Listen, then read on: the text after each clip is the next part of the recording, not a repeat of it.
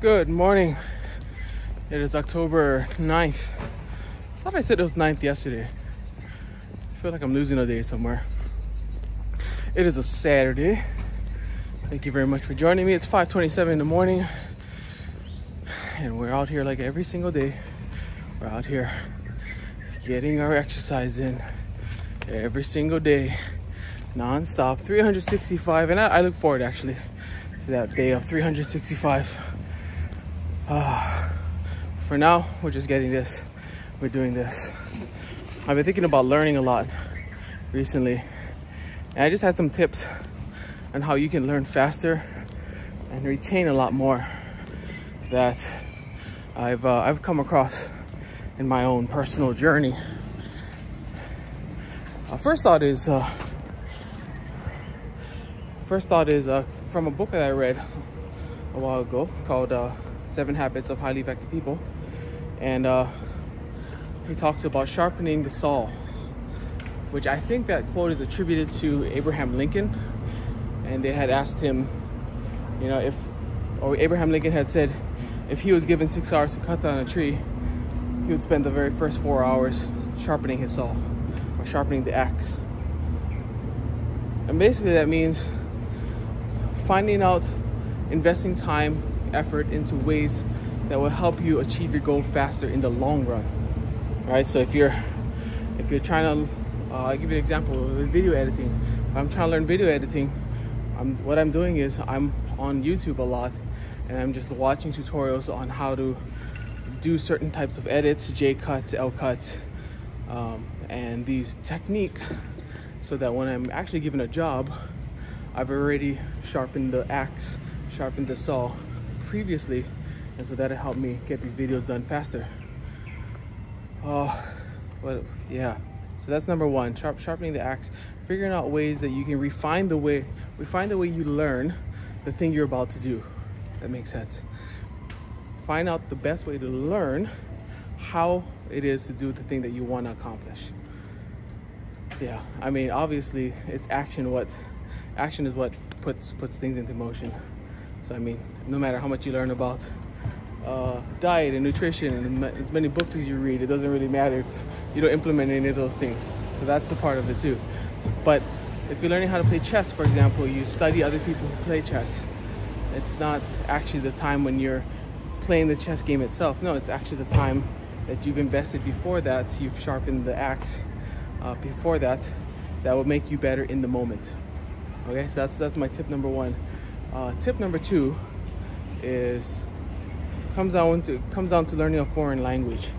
And so when I learned a foreign language, I think at first I started learning Vietnamese, and for the first 3 years I was in Hawaii, and I was learning Vietnamese, and I had some semi-decent amount of people around me that spoke Vietnamese and encouraged me. But like any other language learner will tell you, it's only until you come to the country or you're fully immersed in the moment, in the society, in the culture, that you really start to absorb a lot.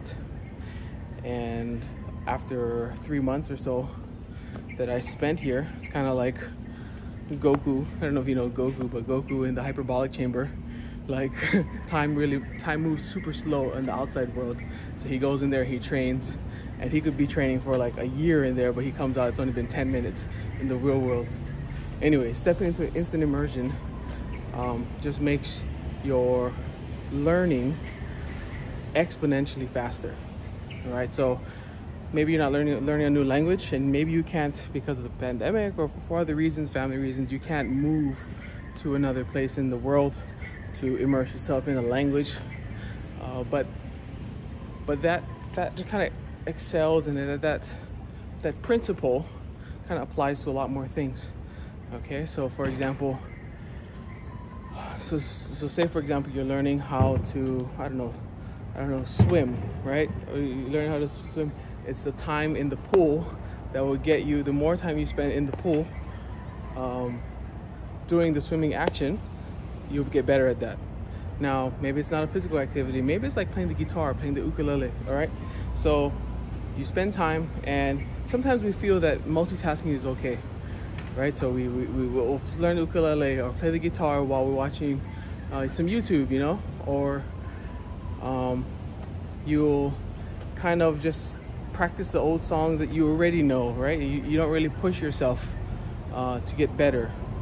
But instant immersion in this sense is kind of like just chucking every distraction away and really being in the moment with that thing you're learning. So like you're in that moment, you're learning the guitar and you're looking at the chords and you're looking at it in your hand and you're really like thinking and giving 100% of effort into that activity itself. That's where another part I think delivers a lot of benefit when it comes to learning. If you're learning a certain topic on, I don't know, business, you know, you can work on your own business. At the same time, instant immersion is surround yourself with a lot of other business-like minded people, and that way is by reading books on business, on entrepreneurship, and this will help you to become immersed in that subject itself. What's the other one? I had another thought I was thinking about. Okay, so I've been reading this book, and I've noticed, and this is kind of where learning comes back, is kind of like testing yourself. So test yourself. Well, tests are one of those kind of hot words that, you know, it's been associated negatively, right? In reading or in learning, they call it active recalling, which basically means like after you've learned something, it's not actually the information going into your brain that is your learning. It's actually what are you able to output from what you've just inputted, right? So they use a book. They use a, what's the quote from a book? It's not how many books you can get through.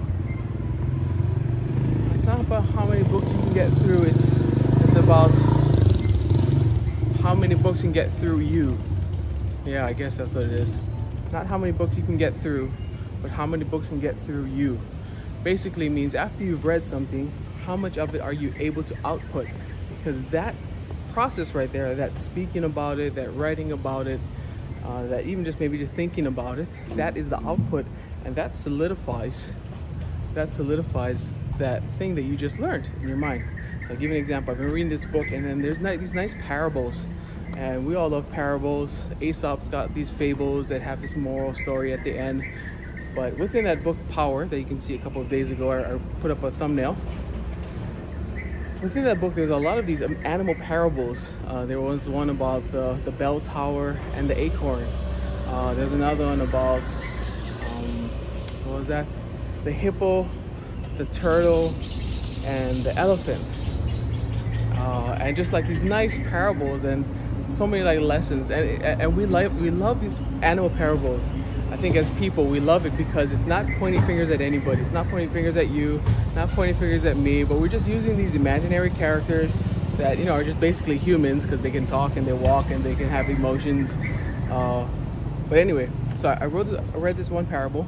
I just loved it so much. Anyway, so I stood up and then I told my wife about it and I translated it into Vietnamese. And ever since I did that, like, it's stuck with me. It stuck with me, and one day I'll share that parable with you. But being able to recall it not 20-30 minutes after and relating that same experience or same parable, like, really solidified that story in my mind and the point of it in my mind that probably wouldn't have happened if I didn't share it. You know what I mean? So it's not all about how much you can input into your mind, but how much of that can you, Bill Gates likes to use the word synthesize. How much of that can you synthesize into your brain and then turn into some kind of product when it comes out of you, or turn into some kind of action when it comes out of you because of that input. So those are my three tips. Let's go over them again. Number one, sharpen the saw, sharpen the axe, which means spending time learning how to learn that activity. Two was instant immersion, right? Surround yourself with that subject, that topic as much as possible, and really give 100% focus onto that topic itself while you're doing it. So put all distractions away, turn all notifications away, and just really be immersed in that action, in that activity that you're doing. And third is practice testing yourself. So active recalling things that you've learned, things that you've seen, things that you've done, and that will help to solidify the thing that you've learned into, assimilate it into your own mind and into your own psyche and into your own brain and into your own everyday vocabulary. So that's about it. Thank you very much for sticking around with me. Today is,